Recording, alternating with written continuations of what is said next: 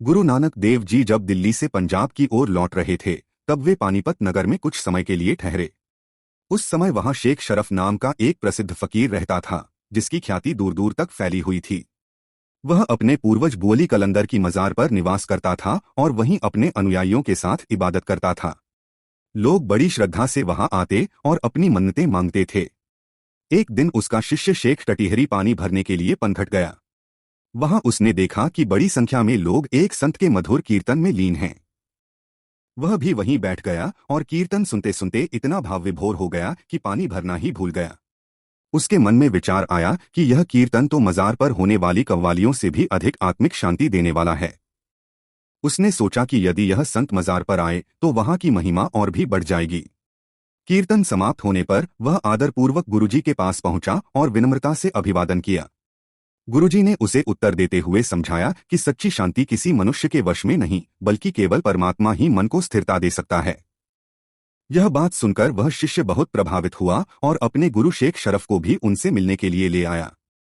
शेख शरफ ने गुरुजी से कई प्रश्न पूछे। उसने उनके लंबे केशों को देखकर जिज्ञासा व्यक्त की कि त्यागी जीवन जीने वाले लोग तो सिर मुंडवा लेते हैं, फिर उन्होंने ऐसा क्यों नहीं किया। गुरुजी ने शांत स्वर में समझाया कि उन्होंने संसार नहीं छोड़ा, बल्कि माया से विरक्ति अपनाई है।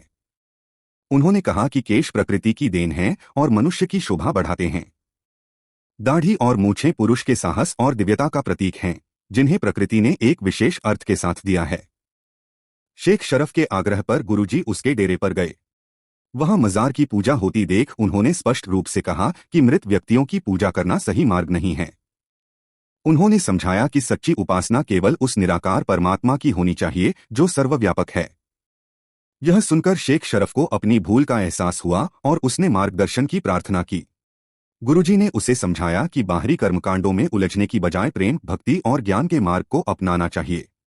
उन्होंने कहा कि आध्यात्मिक उन्नति धीरे धीरे होती है, इसमें जल्दबाजी या हठ का कोई स्थान नहीं है। जो फल धीरे धीरे पकता है वही सबसे मीठा होता है। इस भाव को उन्होंने बड़े सरल ढंग से समझाया। अंत में जब शेख शरफ ने जीवन के लिए कुछ नियम पूछे तो गुरुजी ने उसे अहंकार त्यागने, अन्याय के विरुद्ध खड़े होने और विनम्रता अपनाने की शिक्षा दी।